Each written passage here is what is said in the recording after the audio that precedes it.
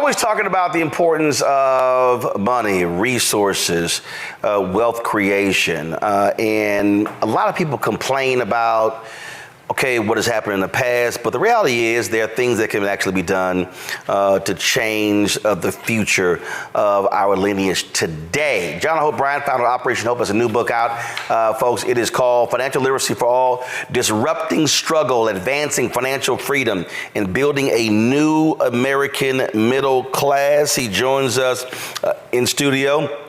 Doc, glad to have you here. Honored to be here. Came here just for you. Let's talk about it. By the way, people need to, when you're in Washington, go to the King Memorial, go to the Lincoln Memorial, go to the White House tour, do all that, then come see Roland Martin's real serious studio. This is not some created on Instagram thing. He's got I'm really upset with him because he's got an entire command center, control room. It looks just like CNBC, CNN, or anybody else. It is absolutely beautiful, and it was done by a black-owned company. Yep, out of Atlanta. So lights were done by a black-owned company. The green screen done by a black drape company. The set was built by a black set design company. And black artists. Yeah, he's got Freedom Journal on the wall. Black artists, yeah. Black artists. So all that. You get off the elevator, he's got elevator ID. You call that, I keep talking about the streets to the suites. So he's got literally he's gone from the streets and reporting to building an enterprise in the suites, and he's got elevator access. You know you made it when you have elevator access for your building. So come see Roland Martin. It's blocks from the White House, so you gotta have all that. Yeah. But you gotta have. Well, look, when we talk about. And you can't do this unless you're real. That's my point. You can't fake this. This is real estate, prime real estate, real cameras, real staff. These are not AI people. This is not artificial intelligence. No, we ain't doing that. This is real people. This is real staff people, real producers, real makeup artists. It's very impressive. I see 4 different setups for studio setups. 6, excuse me. So the set is 1. Yeah. Standing position is 2. This is 3, that love wall is 4, the green screen is 5, and you didn't see the art pieces of Prince, Miles Davis, and Jimi Hendrix. I saw when I was here for the holiday. So that's 6, yeah. And if you throw in the kitchen where we can shoot stuff, that's actually 7. Yeah, so come to Washington, make sure you ask for a tour. Maybe he'll say. Well, only those who will contribute to the Breen and Funk fan. Well, there you go. There you go. And that part. Got to do that part. Silver rights. Because you got to fund it. Silver rights. And that's the thing that we talk about this a lot, John, and that I'm always trying to explain to people. We can't talk about how do we advance African Americans? How do we get out of poverty? How do we do all of these things? Then you have people who talk about, I hate capitalism and I don't like how it's done. And I have people hit me, man, why are you begging these white folks for advertising money? And I'm going, let's see.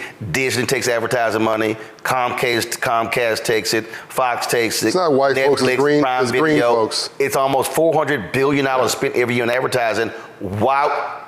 Black-owned media can't be in a position of poverty when it comes to saying, oh, no, don't take any of that, when that's what the whole industry is based on. So Saturday, first of all, the book, thanks for talking about the book. The book, Financial Literacy for All, debuted on USA Today national bestseller list as number 1 on nonfiction, number 9 amongst all books. No, I think it was number 13 of 12 of all books, and number 9 on Publishers Weekly, and number 1 on Amazon for economics. It's still number 1 in business on Amazon 2 months later.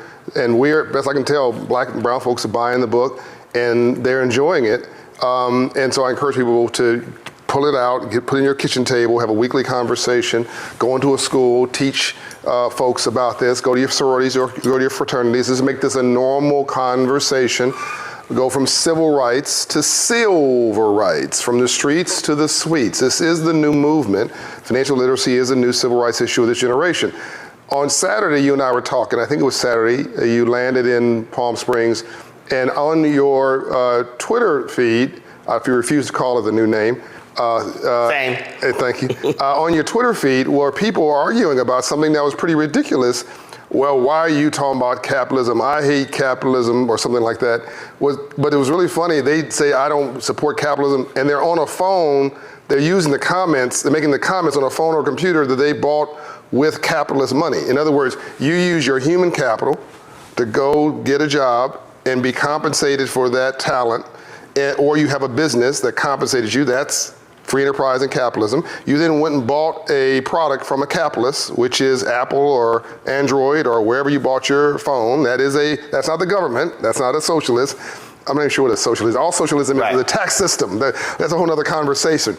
But that's capitalism. You're talking on a screen that is made by, well, a capitalist. You are interfacing through a platform, Twitter, which is a capitalist system. Everything around them, your car you're getting into, that's a car note, that's capitalism. Or a manufacturer, that's capitalism. The place you're sitting the note, you're either renting it or you're owning it. That's capitalism. People say, oh, I hate rich people. No, you don't. You hate rich people until you become rich. What you hate is a game system. Right. Rightly so. What you hate is a system that is rigged against you so you can't succeed. Rightly so. Hate the system, hate the game, but become the game master. And that's the transition. Whenever the rules are published and the playing field is level, we kill it. The thing that Reverend Jackson has said that for years. Really? This is why, that's literally, I was watching a video from 2010. He said, why have we excelled in sports? Because of what you just said. The bottom line is, rules are published. Rules are published. Playing field is level. Level. You get 5, I get 5, you get X number of timeouts. The basketball goal is 10 feet high, same distance from the free throw line. No matter what court you go, it's 94 feet long. Now it's like, all right, let's play. Let's play. By the way, the arts, same thing. Yep. Either you like my performance or you didn't. Right. Either you can sing or you can't. Right. Either you like my lyrics and you want to buy them or come to my concert or not. Church. That's where we are able to articulate for the first time. That became a place of power, right? And that we proliferated in faith to this day, from slavery to this day. Politics. Rules are published, playing field is level. Either you vote for me or you don't. Unless folks are trying to shutting down voting locations, voter ID, can't give what. That's where the rig part comes in. Sure. But more black mayors than we've ever seen. More, U.S. senators. My point is, where the rules are published and the playing field is level, we kill it. All we have to do now is master free enterprise, capitalism, economics, and ownership. Also, black people and brown people are the only group of people, and poor whites, who didn't use free enterprise and capitalism to set themselves free. Out of literally hundreds of ethnic groups in America, what are the 3 groups held back? Poor whites, more poor whites than poor anybody else. And by the way, if it was only about race, there wouldn't be poor whites, it'd just be rich whites. But there's more poor whites than anybody else because some got the memo and some did not. Going back to 1600s, Native American Indians, #1 alcoholism rate in the country, unfortunately, because of depression, and they were locked out of the prosperity, and their land literally taken from them, which had oil on it and all that kind of stuff. And African Americans, not African Nigerians, not African Ghanaians, not African Caribbeans, not African, Africans, African Americans. The numbers are different because experience is different. But when you give us a business plan, and we can understand the rules of engagement, oh my God, we over-index. Golf. We've discovered F1 racing. We discovered soccer. We do tennis. Wherever we enter a platform and somebody gives us the memo, that was my fourth book, the memo, we kill it. So now this is a platform, an entry place, a business plan for us to begin to kill it successfully around free enterprise and capitalism. And it is inevitable. It is a natural progression. Dr. King's last book, Where Do We Go From Here? His speech, as you know, Jobs and Freedom. He was talking about money all the time. Well, in Theobald's book, The Guaranteed Income, that's what he gave out to all of his lieutenants, which is where he was a believer in that. And the thing that I was just telling someone when I was in Palm Desert, that You go back to with money that you earn honestly from a network you own, which you control, all your golf fees, all your plane tickets, all your rental cars, all of it financed by a network that you control and own in your self-determination. I'm just making it plain. Speeches and all of that. Yeah, but I'm just making it plain for people. So the thing that was, I remind people about the April 3rd, 68 speech, the Mason Temple, where he specifically talked about companies that we were going to boycott. He specifically said we have to redistribute the pain. Because what he said, he said in that sermon, see, everybody keep talking about the mountaintop part. Well, that's the last 2 minutes. Everybody know the other 41 minutes of the speech. And in the speech, he was very specific when he said that if you do not do business with us, we are not going to do business with you. But later in the speech, he talked about the power of the collective. He said, individually, black people are poor. He said, but collectively represent one of the largest economies in the world. He said, so we need to be moving collectively. And that to me, I think, is part of something that people don't want to confront. How do we move collectively? How do we work together? How do we not, I don't trust you, I don't trust you, I don't know, and in these silos, and how do we use our organizations to do what's right by us and not just right by them for themselves? The first thing we've got to do, Roland, is heal. In order to deal, you got to heal. I mean, there's three ways to live: suicide, and you can die alive. You can be the most dangerous person in the world, a person with no hope. We pass people all the time, the eyes just glazed, living in a surviving mindset.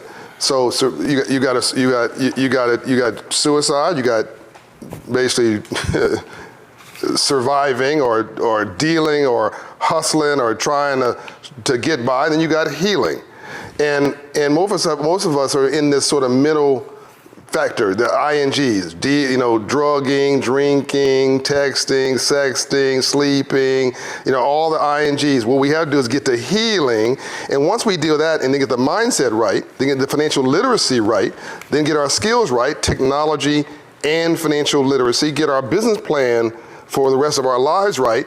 Once you do that, now if I don't like me, I'm not gonna like you. If I don't feel good about me, I'm not gonna feel good about you. Why somebody play hating Roland Martin? Why wouldn't they just say, bravo? I mean, if you have high self-esteem, you're like, God bless the brother. I may not be my business plan, but I'm glad he's killing it and more like it. But if somebody's hating on you or me, that's not my problem, that's their problem. I even said, look, it's the folks who run their mouths on YouTube, they be on social media, and I've literally said, I don't pay attention to you. Because you have high self-esteem. But I also say, y'all, do you. I don't care. Go do you. Say whatever you want to do. Do whatever you want to do. Because I don't talk about y'all. But you're always talking about me. I like what you're doing much better than what other people are not doing. Again, are you an expert at what you're against, surviving mindset? Are you an expert in what you're for, thriving in a winning mindset? That was my fourth book, I think, Up From Nothing. So all this is part of a narrative, and what we have to realize, Malcolm X, we've been bamboozled, we've been tricked, we've been fooled. They really succeeded in destroying our self-esteem. Yes. Our self-esteem. And so the part of the working together thing is we got crab in the barrel disease really badly. But again, if I don't like me, I'm not gonna like you. Tom Burrell talked about that in his book Brainwash when he said that there's been no group in America that has been under continual assault. Mental assault. With messages. Emotional assault. Through media. Yes. Over such a long period of time, African Americans. You always use the phrase, we need a reboot. I always use the phrase rewire. That we need to be reprogrammed. Yeah. And when we talk about even financial literacy, there has to be a starting point. Like it's sort of like when you do tons of panels, summits, whatever. When I moderate them now, I'm not about to sit here and have an hour conversation on the problem. About the problem. I can't, because it's like, we can run all this stuff down, and I just want to cuss somebody out. I'm like, we got problem, boom, boom, boom, now we better focus on total solution. That's right. So there's somebody who's watching who's like, all right, that stuff sounds great, but look, I can't pay my bills, I'm broke, I can't save no money. I'm gonna make you a millionaire. I can't do it of that. I'm gonna make you a millionaire. This program, within 5 years, I'll make everybody watching a millionaire. Just do what I say. Hold on, before you go there, tell them what your mama did. Oh, yeah. Whew. First of all, she told me, she almost brought tears in my eyes because my mom passed last year, been promoted. Roland knew Mom, Juanita Smith. Mom told me she loved me every day of my life, but that's not what you meant, but that's important to say. When your kids screw up, say, I'm frustrated with you. I'm gonna discipline you, you future lawyer.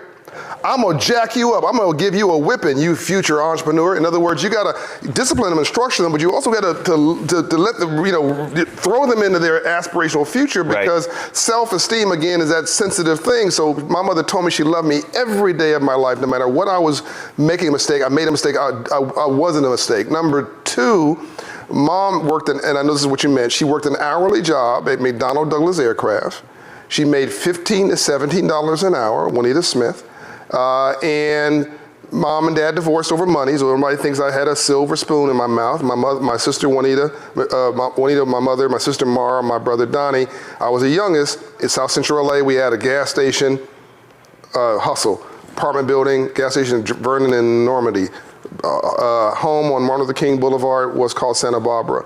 Apartment building, for eight-unit apartment building was worth millions a day. Roland, we bought it for $18,000 back then. Own our own home, cement contracting business. My dad did it with his own home. My dad was a hustler, but he was financially literate. So the more money he made, the broker we got. They argued over money, got divorced over money, domestic abuse over money. Mom went to go live with somebody else, saved enough for a down payment. By the way, we lost all those assets, lost it all. We went to go buy our first home in Compton, California, 15502 South Fraley. She used the equity from that house to then buy another house. While she was working, she did a side hustle on the job. By the way, anybody watching this who's married, one salary to pay the bills, one salary to invest. Yep. Right. But so my mother would have this side hustle selling handicrafts and candies and things she made. She'd save that money to go buy down payment for another home. She bought and sold 7 homes. And when she passed away with an hourly job, 32 years at McDonnell Douglas Aircraft, now Boeing Aircraft, she had $1 million net worth.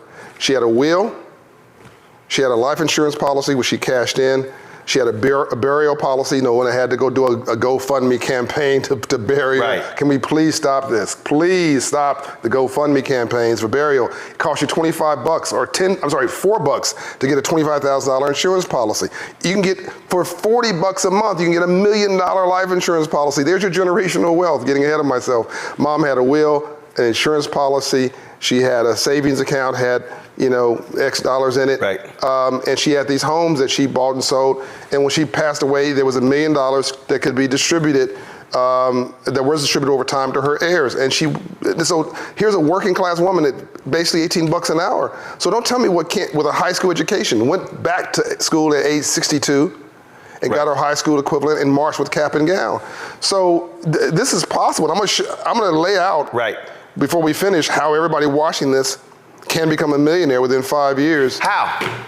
So this is the church of what's happening now and what have you done for me lately. This is not the Republican Party or the Democratic Party, this is a get it done party. And we need folks to help people get it done. Let's get it done. Financial literacy should advance your life. You're making $38,000 a year. You've got 3 children. You're watching this program. You're like, how does this change my life? Mm-hmm. Okay, let's walk you through it. I want you to to go to financial coaching with Operation Hope. It's scholarship for you, so it's free. It costs you nothing. It's worth about $10,000 when you sign up. We're gonna get your credit score up from 54 points in 6 months, 120 points in 24 months. Let's just deal with the first 6 months to a year. And you're getting the credit score up because when you get that car or you try to get that house and you have a low credit score, that interest rate is higher and you're spending more money versus somebody who has a 650, 700 or higher credit score. Oh, yes, but even I'm gonna use in the Roland Martin blunt category. If you live in a 580 credit score neighborhood, which is a lot of our neighborhoods, and you go get that Mercedes from the buy here, pay here lot, they charge you 18% interest because your credit score is 580. It's not a Mercedes, it's Mercedes payments. And that car is gonna explode, implode, they're gonna take it back and sell it to some other person who had a 580 credit score. So I wanna get your credit score up 54 points into the 6s. Your interest rates is going to come down, right? We're going to also reimagine your budget because you shouldn't be going to Starbucks 3 times a week, and you shouldn't be smoking cigarettes. The cigarettes. Also, at $38,000 and 3 kids, I'm sorry, I'm going to go and say you should be buying a Mercedes. A lot of people, I'm going to say it. As you should, but a lot of people do it. When your assets are on your, it's a problem. But a lot of us, as you know, do it. So we're going to stop the bad habits. And by the way, if you have a 580 credit score, it's an error in your credit report. So the first thing we do is we challenge the credit bureaus. And the law states if they cannot confirm it's yours within 30 days, they must remove it. And on that point, that's where you want to shout out Congresswoman Maxine Waters, who was really aggressive in helping getting those laws changed to the mandatory free credit report. A lot of those different things. She put officers in each one of the federal agencies also that deal with these issues, make sure there was an ombudsman in these offices that advocated for this. People don't know all the good stuff that she did and does. So credit score is one. We get your credit score up. And typically we can get you into the mid 600s. That's going to change your life. We're going to get your budget down, get your debt down $3,800. Now you're making $38,000 here. That's 10%. We're going to get your savings up $2,000. That's not, the magic hasn't happened yet. Right. This is just through coaching and counseling. Then we're going to say, have you ever heard of the Earned Income Tax Credit? And you're going to say, what's that? And we're going to say, well, congratulations. If you ever haven't heard of EITC, and about $20 billion a year goes back to the federal government every year because our folks don't have tax pros, tax planners, or tax expertise, so we don't even know what this stuff is. But in translation, you make $38,000, you have 3 children. You work. This is not a handout program. The government owes you a check for working. It's a bonus for working. It's like a bonus on Wall Street. This is one on Main Street. You make $38,000 a year, 3 children. Government owes you about $6,000. Probably more like $6,500. You go, whoa, that's a tax refund? Yes, it's cash. We're gonna get a bank account for you. If you don't have one, we're gonna open one. We're gonna wire that money in your account. By the way, if you've never heard this before, you've never filed. If you never filed, it's retroactive for 3 years. So now you make $38,000 a year. We've now just because of if you haven't filed in 3 years, at $6,500 a year, almost $20,000. Boom. All right. So now we're giving you $2,000 of savings because of our coaching and counseling. We've reduced your debt for $3,800. We got your credit score up to the mid 600s. Now you're paying less in interest rates. You're not getting paymentized. We just got you a check for almost $20,000. You can take that $20,000. You can put it yes, you can pay down your consumer debt. Yes, you can pay off your car loan. Yes, you can pay down your student loan debt. But I prefer you buy an appreciating asset. I would prefer you to put a mortgage on good debt. There's good debt and bad debt. Bad debt is when you finance something that depreciates like jewelry.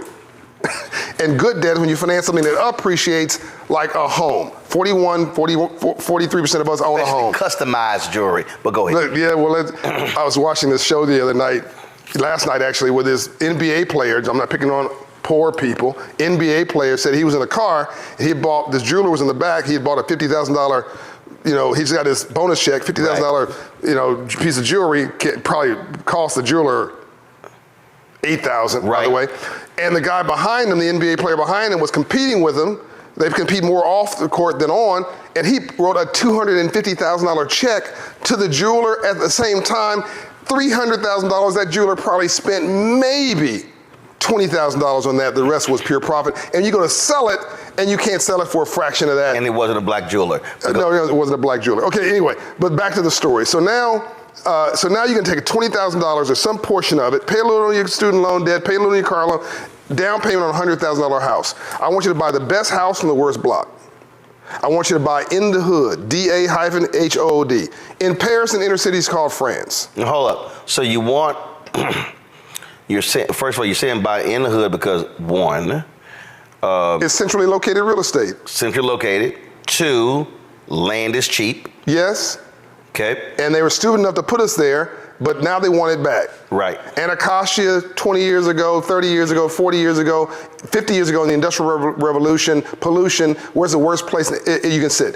On a hill next to the water. Why? Because the pollution pollutes the air and pollutes the water. But now in a clean economy, where's the best land? Next to the ocean, on a hill. What did Anacostia do? Got completely revitalized. Now it's the headquarters for the National Guard and all that kind of stuff. FEMA's over there, and people are buying land. That's where Frederick Douglass, by the way, owned property. Inner city in London, in the UK, is called London. An inner city is centrally located to jobs, commerce, transportation. It is a center. Well, they moved out in the 60s and the 40s and the 50s to create their own environments. But now with traffic, nobody wants to. Yeah, white flight in the 70s, and then all of a sudden that was happening in the 80s, and then in the 90s it was kind of like, damn, we done went out so damn far. Now it's an hour and a half. Each way. Now it's 90 minutes. Now they're like, black folks not so bad. So now they drive. So what then happened was they went, whoa, all this cheap land, Harlem. all of a sudden comes in, start buying. So we call it gentrification. I remember when I moved to Chicago. It's a move of the middle class. Dude was complaining about that. Bruh. And I was like, bruh, I said, I'm just gonna be honest with you. I said, do you rent or do you own? He said, I rent. I said, you ain't got power. He goes, what do you mean I don't have power? I said, you don't have power. I said, owners have power. Owners can decide to sell. Owners can decide to jack your rent up. I said, bruh, we gotta stop. In fact, when I did the urban leagues. I'm the largest minority owner of single family rental homes in America, right?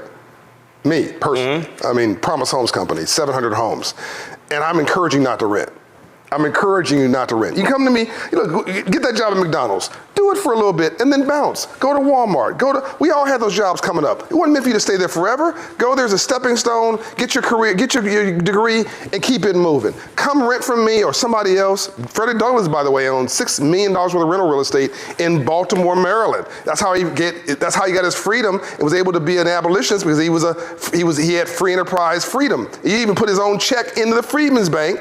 Wrote a check for $10,000 in 1865. Do that calculation, because he could. So rent from me for a few years, and then go either through me or someplace else and go rent to own and build your wealth. Because the number one way you build wealth in America is home ownership. But 41 to 44% of us own a home. 75% of our white counterparts own a home. This is the easiest pathway to home ownership. I want to get back to your story, then I'll come back to how you finished on the $1 million. What were you about saying about? Yeah, in terms of, so when you're talking about making these decisions, and we talked about even the car decision, 2008, when I decided I needed a new vehicle because my nieces can't live with me, my Corolla was too small. Right. Go in, the guy was like, hey, he said, so we financing? Nope. He goes, we leasing? Nope. He said, what we doing? I said, we're gonna negotiate, I'll be back in 15 minutes. Because one, I said, I'm not about to sit here and pay you interest on this damn car. Negotiated, went to the bank, got a cashier's check for $49,000, came back. Now here's the deal, that's 2008. This 2024. That Navigator outside. I don't give a damn what y'all think. First of all, I barely even watch the Navigator because I don't care. You should have watched it though. No, I don't care. I really don't. When I say I really don't, I know. I really don't. It runs. Yeah. That's all I care about. I'm a car guy. So part of this is also, when you're talking about the building blocks, you also have to change a mindset where you're not so concerned about what somebody else think or impressing them. No, it's a bunch of people who make decisions with purchases that they make who literally are broke and who are underwater. Our assets are on our ass. Just say it. Just say it. Look, we're renting with money we don't have in places that don't want us to impress people we don't know about shit that don't matter, and have conversations that don't involve us. Aspirational people talk about their ideas. Poor people talk about other people. What's happening in our barbershops? What's happening in our hair salons? We're talking about rappers and celebrities, and we're on social media all day talking about somebody else's idea or somebody else's beef versus owning some beef. Nobody washes a rental car. Nobody washes a rental car. You drive it and you bring it back to the owner, which is a car dealership or the car rental company, and they wash it. You got to own some stake to be a stakeholder. Right. So that's why we're talking about becoming an owner. I want you to go in the hood. I want you to go into a working class, black or brown, doesn't have to be black or brown, but it could be white, rural, doesn't matter. But a working class neighborhood where it's near jobs, near industry, near transportation. I want it so you can access home ownership. I want you to buy, I'm making this up, $100,000 house. Now, if it's Montgomery, Alabama, this works. If it's Birmingham, this works. It used to be Atlanta, by the way. Well, first of all, in now a situation, because we have such few housing stock, I mean, I actually went and pulled the neighborhood that I grew up in. I grew up in a 1,230 square foot house. that home was, I think the mark was 175. And even in that neighborhood, I saw homes at 250, 275, 300, 350. You may have to move. So what's happening is folk are like, yeah, but I mean, I don't know about that particular area. Yeah, but you still don't own anything. Yeah, exactly. You got a doorman at a place you don't own. I mean, it's like the drug dealer saying, this is my block. No, it's not. It's the city's block, right? No, you don't own the doorman. You don't own the door. You don't own the window. In fact, you're opening the window and literally giving money away. Every time you write that $3,000 check for rent, you're helping somebody like me pay off my mortgage for the investment of the whole building. Back to the story. So I want you to take that $20,000, do a down payment, and get a $10,000 down payment assistance grant from one of these banks that we will hook you up with. We'll get you a prime mortgage, a $10,000 down payment assistance grant. You take $10,000 of your own money, $20,000 together, and buy a $100,000 house, right? And the compounding effect, because you build wealth in your sleep, make money during the day.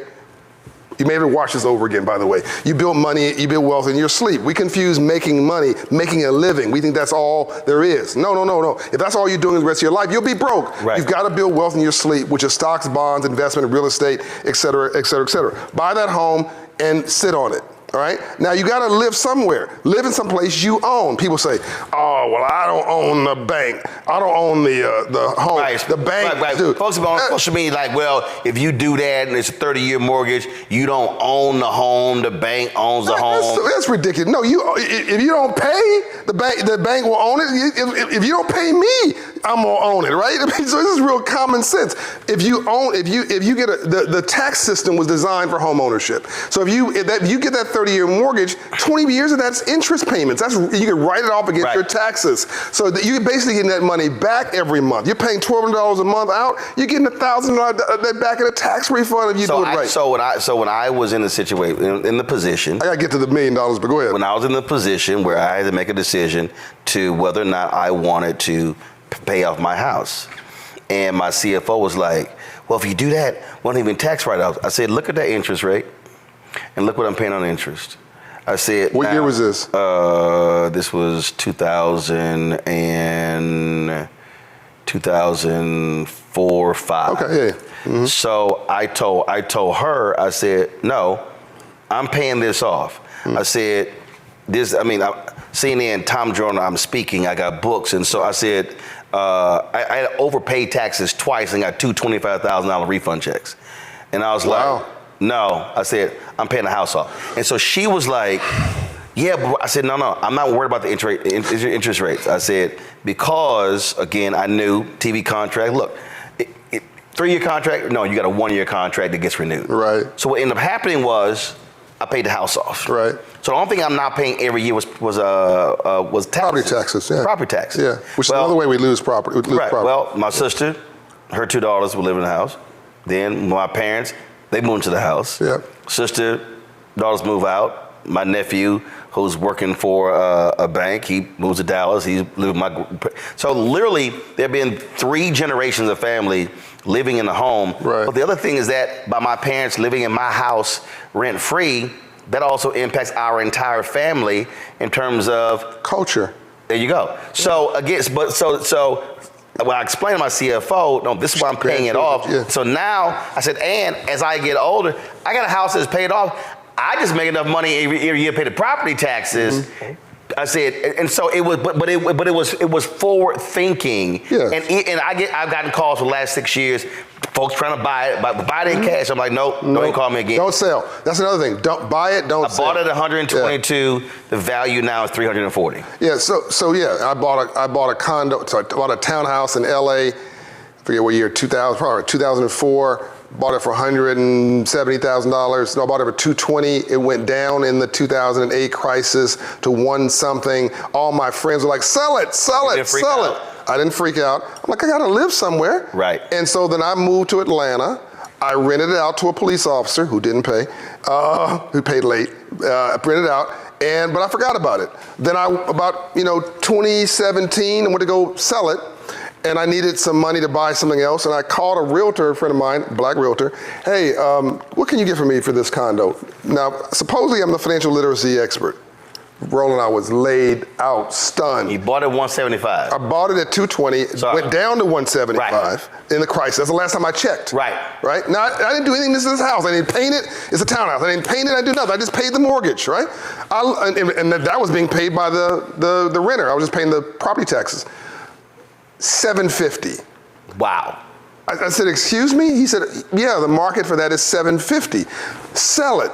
So I sold that. Then when the year was a 1031 tax-free exchange, it was another property I was looking to buy, and we can't get into too much detail because you know a lot about what I'm about to tell you now. It was a property in Atlanta that I could buy for $750. I bought that. I took the $750 from California, tax-free, transferred it. This is why I think you think about taxes depending on whether you own or you don't. But I use the taxes to my benefit. Bought in Atlanta with no tax penalty. That property today is worth millions of dollars. So it really cost me.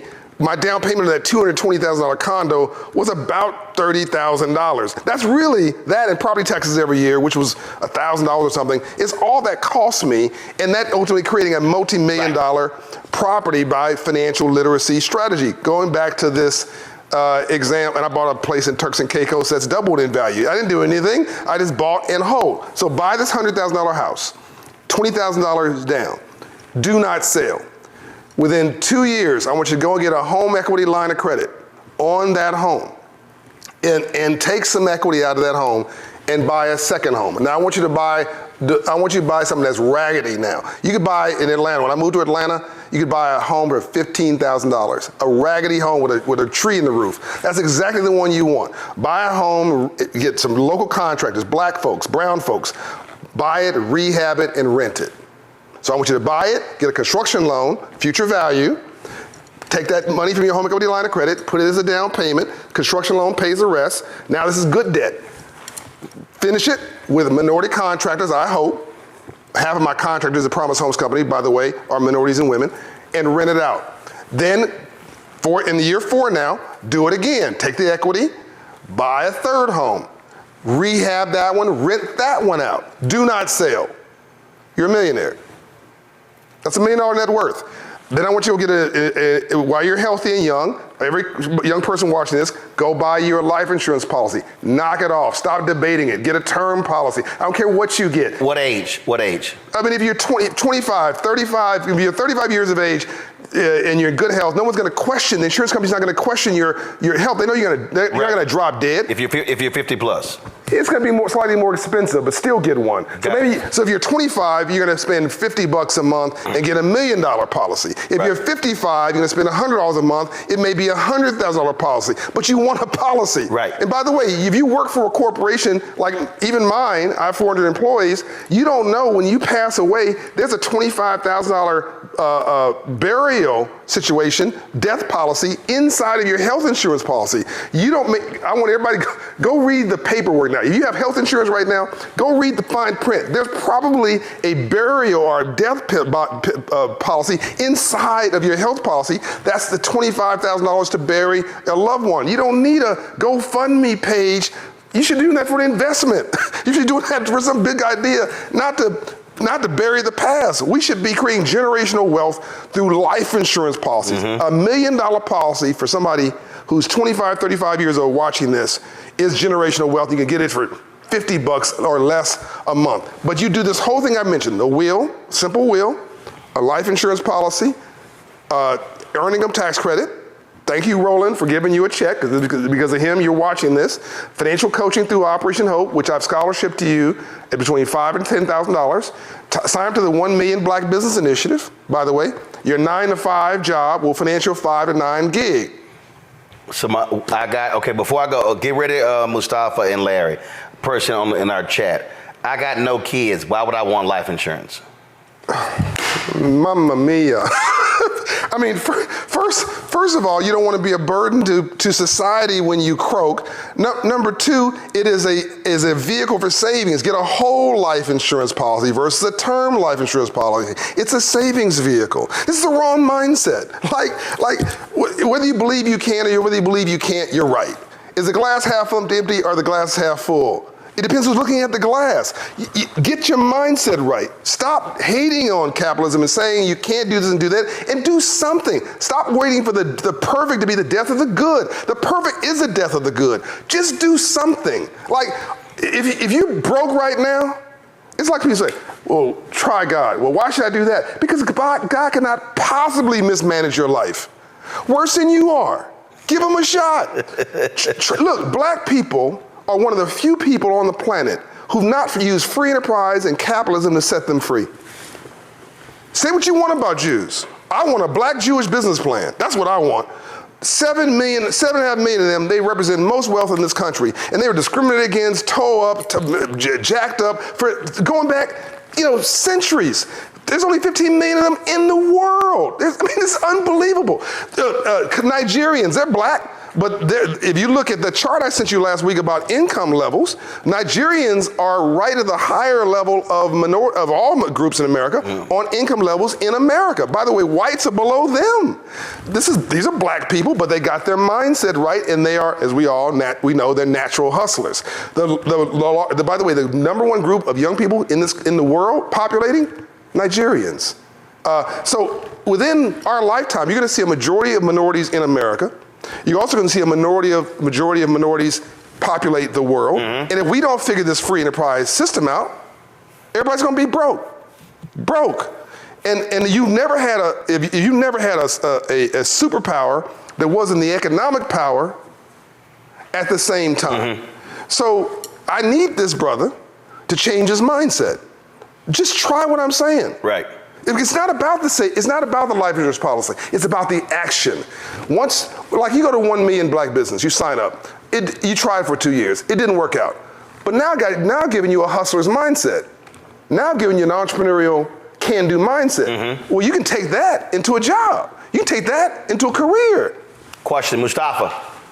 Yeah, well, John, thank you for dropping knowledge as always. I'm curious, when do we start teaching younger people about financial literacy? I know I started my first business when I was 10. Everybody around me in my family owned their own real estate and told us how important it was. But I don't see a whole lot of that. Based upon your experience, when do we start helping folks with that literacy? Diapers. I mean, in Atlanta, Mayor Andre Dickens, I want to give him some love now, and he has really done a bold thing. He came to me and asked me to do, him and Keisha Lance Bottom said, will you do a bank account for kids in school? Sure. How old? Kindergarten. I'm like, really? He said, we want to do kids accounts. And they found that if you give a kid an account at kindergarten with no money in it, they're 50% more likely to go to college. You put $25 in that account, which is what the city funded, they're 75% more likely to graduate from college. The whole mindset changes because the kids now connecting education with aspiration at a young age. So we now have every kid in the Atlanta public school, thanks to the city of Atlanta, funding $2 million to Operation Hope to start it out, to get every kindergarten kid now has a Hope child account and sits at Citigroup, so it's an FDIC insured bank, it's managed by us. We're not going to wrap financial literacy around that, to your point. So now we're raising up a whole new, I said, Roland a note, I said, I want you to change the street out front to Black Capitalists Matter. And I'm only partially joking. Like, we need a complete mindset shift. And to your point, when I was in ninth grade, when I was 9 years old, I'd seen 2 murders before I was 9 years old over money. And I went to school and this white banker came and taught financial literacy. And everybody wasn't interested, and they were looking at the ceiling and throwing paper clips. I'm paying attention to this dude, because all I saw was death with drug dealers, everybody dying in front of me. So I said to this guy, he came in once a week, Roland, for 6 weeks. The 4th week, I wore a suit. The 3rd week, I said, what do you do for a living? And how'd you get rich legally? I was dead serious. He said, I'm a banker and I finance entrepreneurs. I said, sir, I don't know what an entrepreneur is, and I've heard that word my entire life, but if you're financing it and it's legal, I'm gonna be one. The next week, I came in with a suit on, the only suit I had. My mother made it, crushed velvet, purple, 3-piece suit. Mom said, I'm not buying you suit, you wear your Sunday suit, which I made. And the kids teased me, man. As you say, I didn't care. Had a little briefcase, nothing in it but my dreams. I'm strolling like to school. I'm trying to be like this banker. And I'm role modeling what I saw, a success. And I started my first business from that. It was called the Neighborhood Candy House. Put the liquor store out of the candy business, made $300 a week on a $40 investment, and so became birthed John Hope Bryant, the entrepreneur. Also, the work of Operation Hope, I asked this banker, again, I'm 9 years old. I don't know what grade that is, but I'm 9 years old. I said, how many bankers are there in America? There's more than you? Oh, it's gotta be millions. How many banks? Back then it was 10,000, it's 4,500 now. So wait a minute, I said, it's your job to loan poor people money. If I can just prove, I'll pay it back. Yeah. And I don't get dead if I don't pay you back, because that's what happened on the street behind me. Right. No, we just signed a notice of default. Okay, I'm in. So that's really what Operation Hope is doing across the country, is teaching people how to fish at scale and to master this system so that you can become bank qualified, so you can access capital at prime rates. And so to your point, we really need legislation. We need, I call it civil rights legislation, financial literacy for all. The senator, hopefully he's still looking. We need bipartisan, Republican and Democrat, to embrace financial literacy for all legislation so that kids K through 12 are taught what we're talking about right here. Larry? Yeah, sure. It's a very interesting conversation. So, thank you for your insight. So, Black people have, and you kind of got to this, Black people have a history of taking a penny and turning it into a dime, right, throughout our history, because we had no choice. Yeah. So I wanted you to talk a little bit about, the kind of elephant in the room, the thing we really need to talk about as it relates to, obviously, financial institutions. And we just saw with Navy Federal Credit Union just a few months ago. And that's the role racial discrimination plays in the financial industry. And so a lot of that is unseen, and you get denied a loan and don't know about it. And I'm wondering, what are some of the conversations you had with folks from minoritized communities the other layer to this is, how do you may have faced challenges relating to discrimination in the banking industry. I'm so glad you mentioned that. Is racism real? Yes, racism's like rain. It's either falling someplace or it's gathering.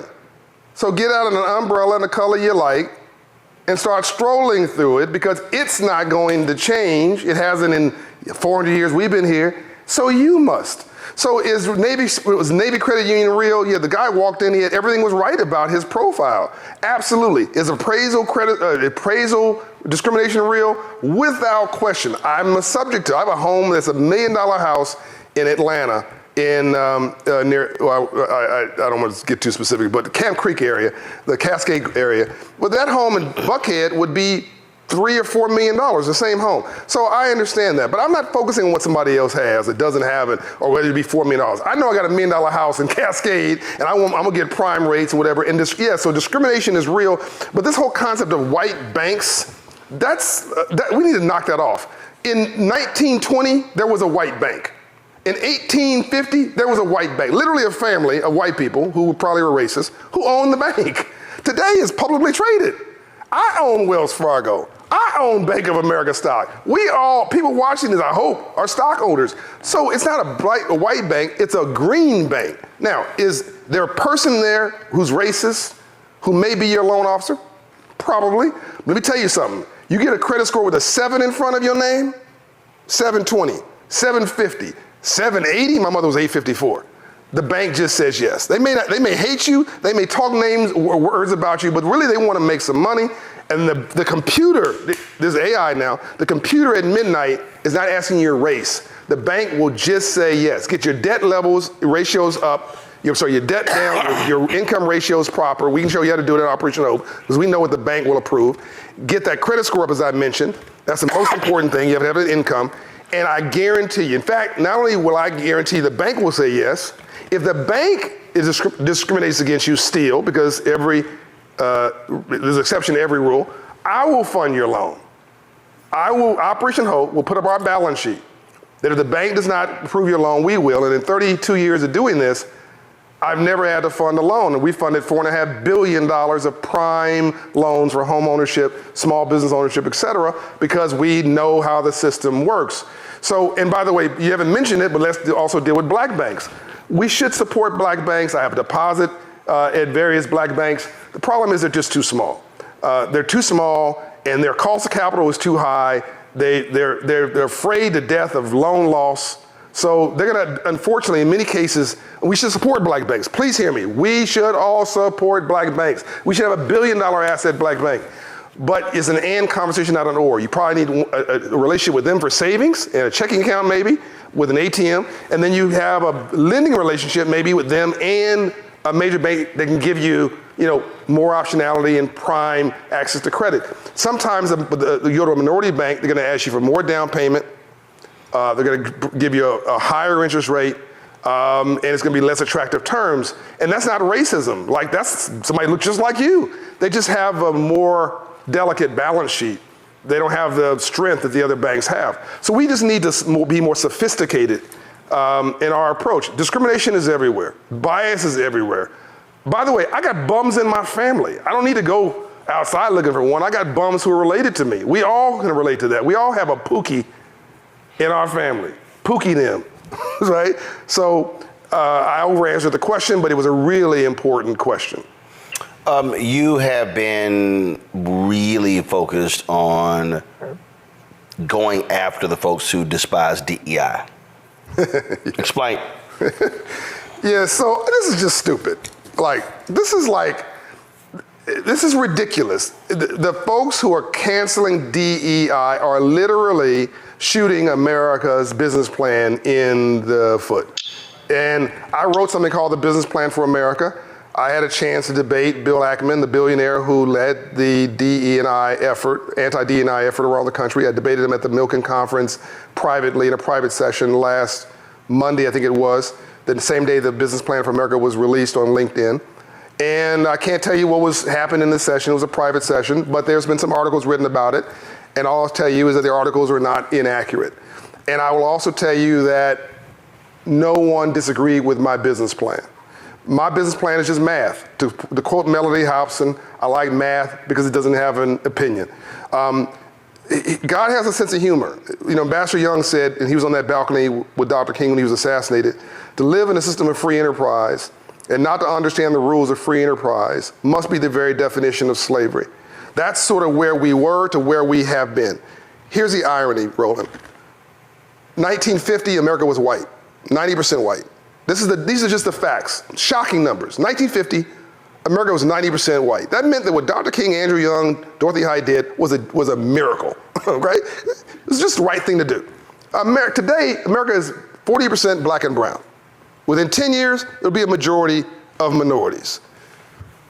You have the largest, the first time in history that you're gonna have a population over 65 in our lifetime. Those are white, wealthy baby boomers trying to retire. Social Security is not gonna pay for their retirement. It will only pay 70% of it within 10 years. Now you have this group coming into free enterprise in the largest economy in the world, $24 trillion, who are not prepared for the free enterprise system. And what are these DEI, anti-DEI people doing? Cancel, cancel, cancel jobs, career paths, internships, corporate gigs, school, so they can't create future capitalists. So I asked them, what do you want to do? Speak Mandarin? And by the way, because if we don't solve this, we will be speaking Mandarin in 10, 20 years. China will run the world. They want our place. So we got to prepare this group to lead the economy. Here's the good news. The diversity, the numbers are on our side.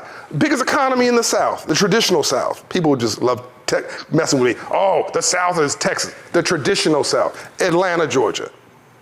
$450 billion a year. Roland is bigger than all 6 states around it. The city of Atlanta GDP. Mm-hmm. Take 3 states, Mississippi, Alabama, put it inside of Atlanta together, it's still bigger. The biggest airport in the world, the biggest economy in the South, the 10th largest economy in the US, and it's all of us. The color's green and is diverse. New York and California, biggest economies in the US, most diverse. DC, incredibly diverse. We have the biggest black population is right outside of DC as far as net worth. So all cities, Houston, Charlotte. There you go. I mean, you start going. The wealthiest companies are the most diverse. So what I say to these folks is, diversity actually is a business strength.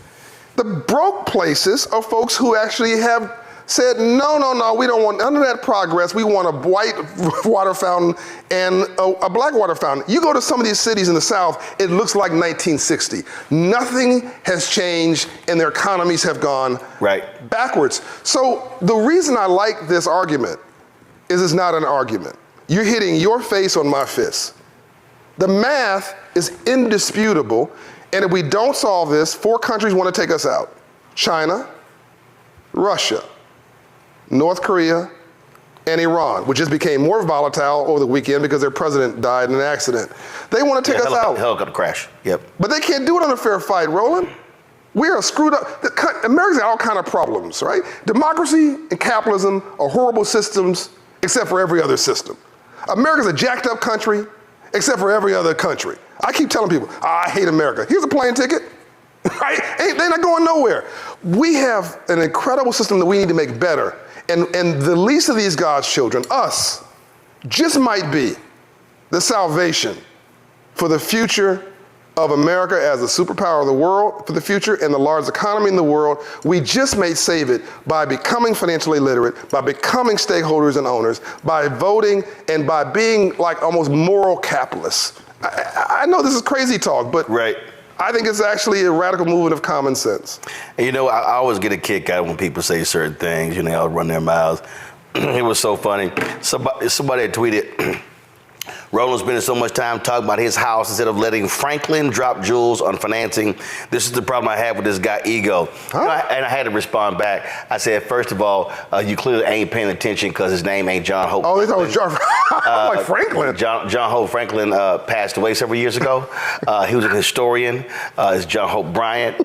But also, But I'll take the association. But also, when silly folk like that make those comments, what they don't quite understand is that you also have to make it plain. Yeah. And so when and you relatable. right. And so when you talk about, again, those conversations, how you make car purchases, how you make home Practical purchases, stuff. how you don't get caught up in brands. I got probably 6, 7 Air Jordans at home. I didn't buy none of them. They were gifts. Yeah. Cause I ain't never spending $200 on no damn tennis shoes. That ain't happening. Right. Because how I was raised. My dad was like, ain't no way in hell I spend that money. Thank goodness. We gonna close it. We gonna close it out with this. Can I have 1 minute? Go ahead. Because you mentioned Air Jordans. I got to tell the story. I know. That's how I'm about to have you Oh, tell a story. okay. That's why I'm about to have you tell a story. I know what I'm sorry. You've executive produced this. My bad. Yeah, like I don't know how to make a segue. I know what I'm doing. You do. So that was a guess. So that was a conversation between 2 young men, and it dealt with the issue of Jordans. But I don't know you always paying attention. I mean, okay, my bad. By the way, I love that you told the story about your house because people presume and assume you don't have a problem in the world. First of all, I filed for bankruptcy. What people don't understand I had a 500 credit score. I almost filed for bankruptcy. I was homeless. I filed for bankruptcy because my appendix ruptured at the Democratic National Convention in 2000. Mm-hmm. I was over the miles on my lease. While I was in the hospital at the Centinela Hospital in Los Angeles, because it happened, convention was there. They picked up my 4Runner from the airport parking lot. Wow. They must have been tracking. Yeah. Picked it up from there.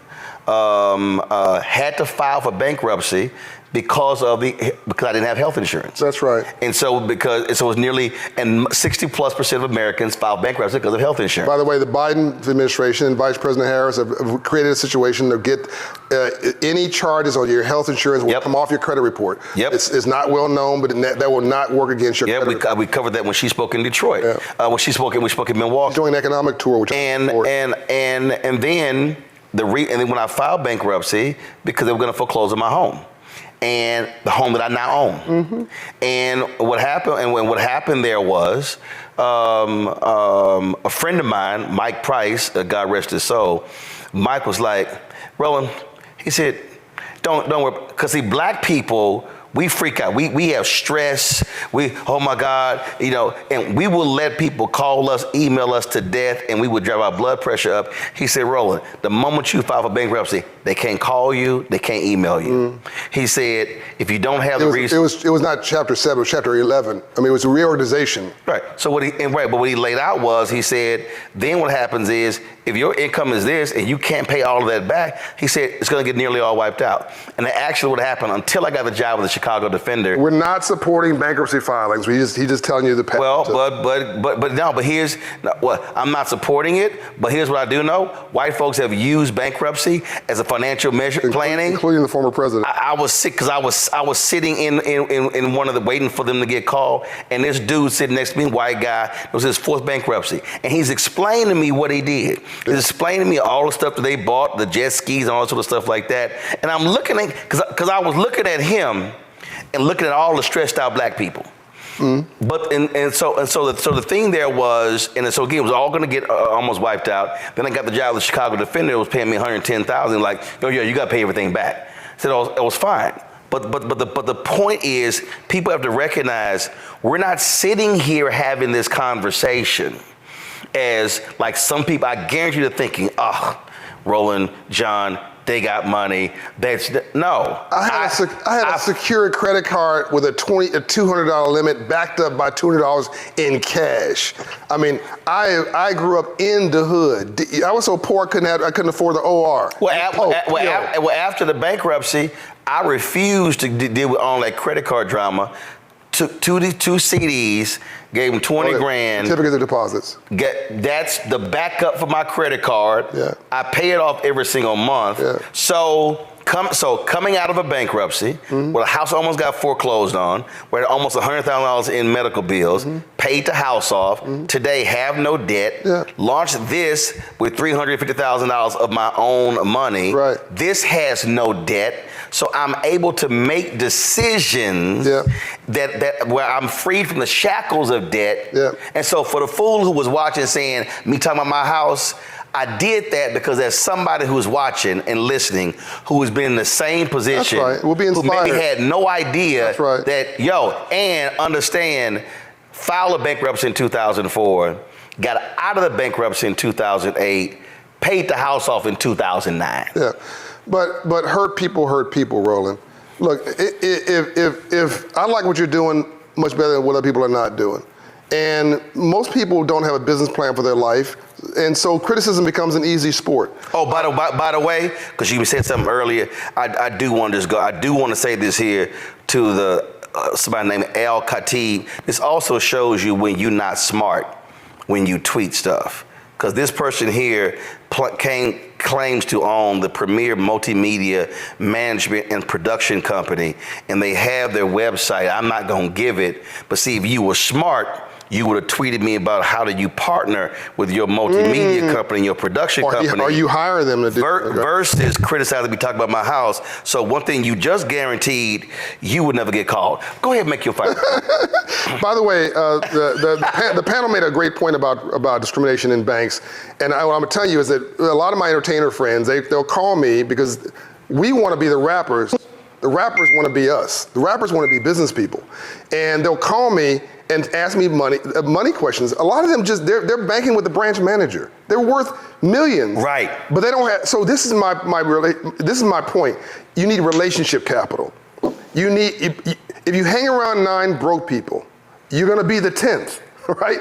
You've got to get to know the senior vice president, the corporate vice president, the somebody in the C-suite at these major banks, build a rapport, build a relationship with them, send them information on your business and your household, build a rapport so when you actually need to access capital, they know you. They can vouch for you. The word credit comes from the Latin word credito, which means credibility.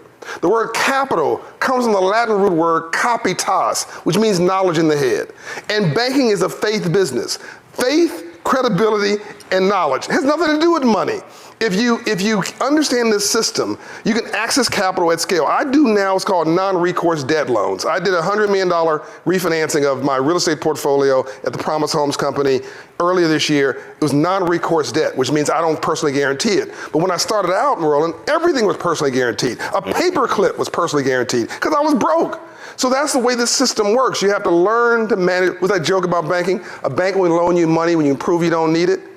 It's not untrue. So you got to have that higher credit score. You got to have that savings and have those ratios so the bank goes, oh, because capital's a coward. Capital's not trying to be courageous.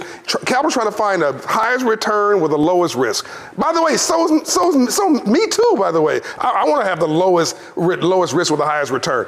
So you got to present yourself in a way to the banker, they go, that's a good bet. That's a good investment. I'm going to loan them some money to do X, Y, and Z.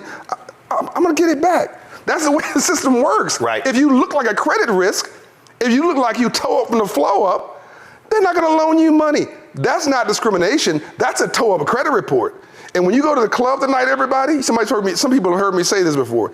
When you go to the club tonight, not tonight, Friday, and you meet the girl, she's cute, and you meet the dude, and he's handsome, and before you get too serious about this conversation, ask them their credit score. And I'm only half joking, because when you marry, you're marrying a life partner. You're marrying your business partner. You're marrying debt.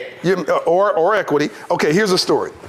So, hold on, before you go that one, Yeah. when you talked about going to the club, also, you know, marriage is not a romantic. You got to be stuck on stupid, be paying $500 for a bottle that they paid $50 for. Please stop. This is a whole other conversation. Bottle service. The bottle service, the VIP area. And don't go there during the day. The place is disgusting. All right, and you're paying $500,000 for something that costs them $20. Do you know, I know my billionaire friends own these clubs. They never go in them. They don't let their kids go in those clubs. They just have somebody showing up to get the cash. A club is just like a casino. House money always wins. Las Vegas keeps getting bigger. Hello. It keeps getting bigger. So a couple people may win, but on balance, the house always wins. I want to turn you into... Vegas don't get my money. I want to turn you into the house. Golf course. Except the golf All right, finish the last story. Which is good therapy. Yes, sir. So Roland knows this story. I love this story. So this kid reminded me of myself. I was in a Detroit classroom teaching financial literacy. My volunteers were at Operation Hope. And so I came and do a visit, and as I was walking down the hallway, this young man had just finished a financial literacy course, volunteer was in there, and he was wearing a little suit, reminded me of me. Right. So I was trying to get to him to talk to him, but his boys had got to him first. Right. Yo, man, what you doing wearing no stupid suit? He didn't say, it said something else, but I'm gonna respect the broadcast. Hey, let's wearing that stupid suit. Yeah, man, we cuss on here, but I understand. Go ahead. You wearing that stupid suit. You know, why you wearing that? Why you hanging around these dang on bankers? They ain't nothing. It's all punk stuff. Usually you're a punk. So I go to defend his honor, right? And I said, look, you guys, I want you to make a decision about Nike. Now, this is years ago. I'm gonna give you $70 each. There's 4 of them. Make a decision about Nike, quick. And he says, I want to buy a share of Nike stock. Man, they jumped. Man, now that's the second dumb thing you did. Well, you can buy some stupid ass stock. Excuse me, here I go. I got you. You need to buy you some Air Jordans. Back when they still needed another $30 back then. It was $100. Everybody got Air Jordans. Fuchsia Air Jordans, black Air Jordans, brown Air Jordans, leather Air Jordans. Everybody in school has got Air Jordans. You dumb, man. You need you some Air Jordans. I go to defend young Derek's honor. And he says, no. It's cool.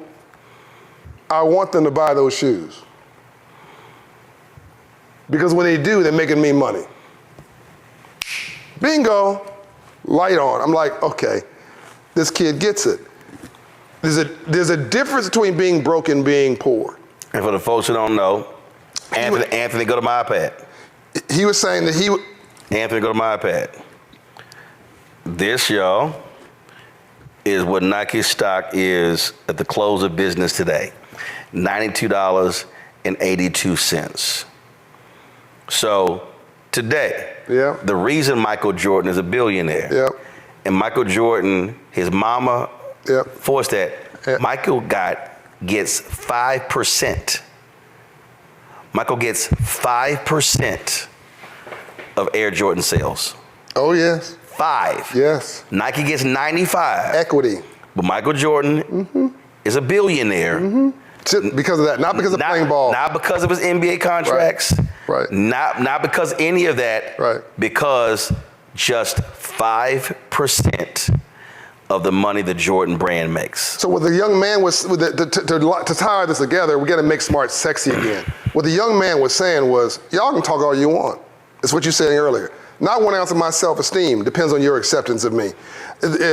Y'all can say whatever you want. I want you to go buy those shoes. Be ignorant. I'm going to own the stock, and when you buy those shoes, you're going to have my stock go up. And at that point, I realized he got the memo. I've said for years to our people, go to a store and say, can you please hand me one of those empty boxes of Nike?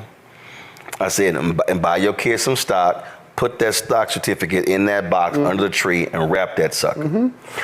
Buy a stock certificate for a birthday or Christmas and put it on the wall. Frame it. Right. And put it on the kids' What wall. I'm saying is, put the stock certificate in that box. Yeah. And have them unwrap it and say, I want you to understand, that pair of shoes in that box It's going to go down. will be worn out in a year. Yeah. That is going to make you a whole lot of, and a sister who I worked at TV. By the way, that was probably a stock split. That stock value for Nike. Absolutely. Yeah, so that's multiples. Absolutely. Yeah. So it would, right. But again, though, when you don't know, you don't know. Yeah. And so that's why you have the book. Folks, the book is called Financial Literacy for All. Mustafa, Larry, did y'all have any additional questions? No, you answered my question. Thank you. Cool. Financial Literacy for All, Disrupting Struggle, Advancing Financial Freedom, and Building a New American Middle Class by John Hope Bryant. Always good to have you, my brother. This is the civil rights issue of our generation, man. We got to move on the traditional civil rights movement. Thank them for that. Support all the organizations who did that, and then advance that with new software for the civil rights movement, from the streets to the suites. And this is the way we get our liberation. Yep. It's okay if you don't like me, I like me, and I'm an owner, and so your opinion really don't matter. And that's where we got to pivot, and that's where I think we're going. So I'm gonna close out with this here. This painting here, y'all, is of my man Harry Belafonte. And Harry Belafonte, he put in his book and he said to me personally that he saw what happened to his mentor, Paul Robeson. When America got sick and tired of Paul Robeson kicking ass on racism, America, they would not hire Paul Robeson in America. But Paul Robeson was making lots of money internationally. How did they break Paul Robeson? They took his passport. Wow.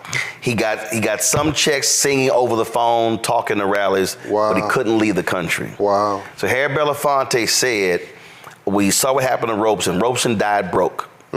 He said, I'm going to keep my activism, but I'm not going to let them do to me what they did to Robeson. So Mr. B, he owned his content, but he was investing, he was saving his money. That's right. Because he said, I can't be the activist. Paul Robeson handed him the mantle, handed him the baton. Wow. But he said, I don't want them to do to me what they did to Paul Robeson. So he protected himself financially. That's right. To be the activist that he was. That's right. If he did not protect his money, he died at 96. He would not have been able to do all the things that he did and have the financial freedom to do them if he did not watch his money. He said it was because of what they did to Robeson. You know, it's possible, Roland, that the only true freedom is financial freedom, because all the others can be taken from you. And, and I want people, as you think about what Roland has done here, and we in this where we started, talked about ownership and fact that this is his. I want you to think about this. Eddie Murphy, you love him. He's smart. He's funny. Eddie made his real money in investing. He bought one piece of art at an estate sale, right? $50,000. That the copy, the famous Good Times art piece. The copy of that piece sold for $18 million. The copy. The artwork is worth more than the house it sits within in any contract he ever got for acting. Everybody who watches this who knows a billionaire in the arts or sports, they didn't get there dancing on a stage, rocking a mic, or hitting a ball or bouncing. They got it by taking that, Magic Johnson, et cetera, into corporate. It's business. Well, you lived in Los Angeles. We know her from the Jeffersons. Marla Gibbs owned a ton of property in Leimert Park. That's right. It was called Leimert Park. That's right. Lionel Richie owns a ton of property. Stevie Wonder at that radio station. On Rodeo Drive. Yeah. So again, it's but it's understanding. If you can be an activist. Yeah. You can be a social justice warrior, but when you have the financial freedom to do it, that's the only way. Charlemagne owns his platform. The conversation that we're having right now can't happen with over this period of time if I don't own it, because otherwise there's somebody in my ear saying we got to cut. We can only do 8 minutes. We can only do 9 minutes. No, but when you own it, then you can say, no, we can do the hour conversation. Mm-hmm. We can do it here. And that is the piece that's that so our people powerful. have got to That's understand. so powerful. You're not asking a producer. So when I go on, I'm a contributor for CNBC, and I go on, and this is a 7-minute hit, and that's long for TV, and I love doing it. Now, Time Magazine and all this kind of stuff. There are only 2 times where I've done an hour piece where you can unpack this, where the 2 platforms where the person doing it owned it. You, today, and a couple weeks ago I did Charlemagne, and he's within iHeart, but he owns Black Effect Network, his podcasting network. He owns they're his 50-50 partnership. Yeah. But I'm on his board, so with iHeart. Yeah, it's a 50. But he did it right. He had them funded, but he owns the creatives. He's got publishing arms, and he's got his Breakfast Club show. But because he controls that, he could have an hour conversation with me about something that really matters. This really is an important conversation. I hope people watching this not only take it to heart and change their life, but give you the credit you deserve. You're but I tell them, but the financial freedom allowed the creation. That's it. And that is how our people have to be able to think forward. Appreciate it, man. Always a pleasure. My pleasure. Fanbase is pioneering a new era of social media for the creator economy. This next generation social media app with over 600,000 users is raising $17 million, and now is your chance to invest. For details on how to invest, visit startengine.com/fanbase or scan the QR code. Another way we're giving you the freedom to be you without limits.